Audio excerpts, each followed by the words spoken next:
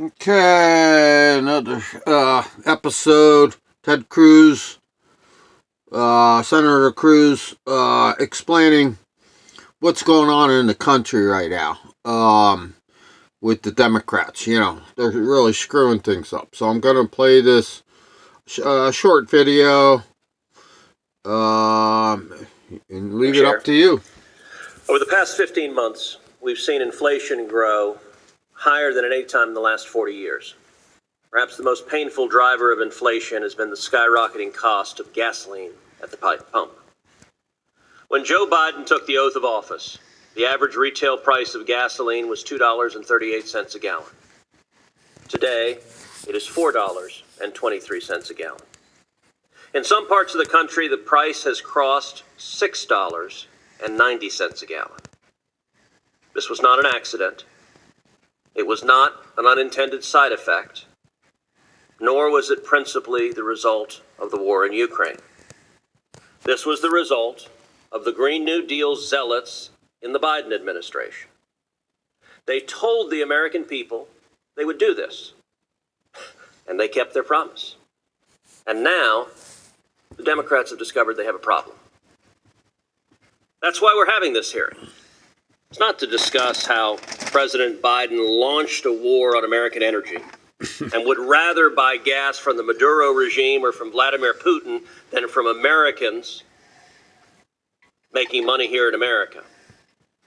Rather, it's that people don't like paying $4 and $5 and $6 and $7 a gallon to fill up their tank. This is a political problem. And for them, political problems require a political solution. Just like with inflation for this administration, where they've had 5 separate explanations in 15 months. At first, it didn't exist. The White House told us there is no inflation. Then we were told it was transitory. Yes, it exists, but just for a brief moment. The third explanation was it's a high-class problem. This came from the White House Chief of Staff. This one in particular, I have no idea what it means. The fourth explanation was, yes, inflation exists. No, it's not transitory. High class isn't working, but it's a good thing. That was the White House's pitch. Inflation is a sign of just how fantastic the economy is doing. And can't you wait till it does better and inflation goes even higher? And then there's explanation number 5, that the White House has grasped onto, and I'm going to predict that every Democrat on this committee is going to echo, which is Putin, Putin, Putin. The inflation you're seeing, the gas prices, it's all Vladimir Putin, don't you know?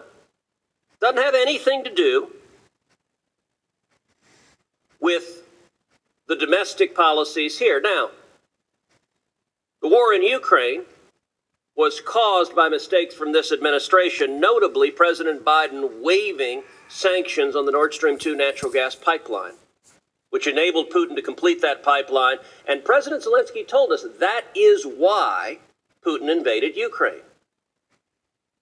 But virtually every Democrat, 44 Democrats, voted with the Biden White House against Ukraine and against sanctions on Putin and Russia and Nord Stream 2, because it seems the only pipeline in the world that our Democratic colleagues like is a Russian pipeline that benefits Putin.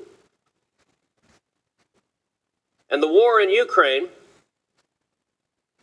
before the war started, before Putin invaded Ukraine, gasoline prices had already risen 48% before the first tank rolled in. Second, the political solution is to blame the oil companies. Apparently, these big, bad oil companies, they don't want to sell you oil. They're secretly sitting there saying, we don't want any oil, we don't want to sell any.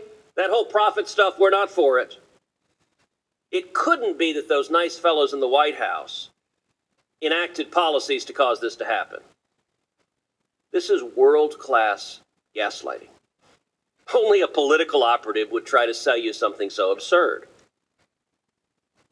Even President Obama's White House economic advisor, Steve Ratton, recently stated, quote, "This is Biden's inflation, and he needs to own it." That's exactly right. The Biden administration's assault on oil and gas production began during his campaign when he pledged during the debate. And I want you to look at what he said. He said, quote, "No more drilling on federal lands. No more drilling, including offshore. No ability for the oil industry to continue to drill, period. ends.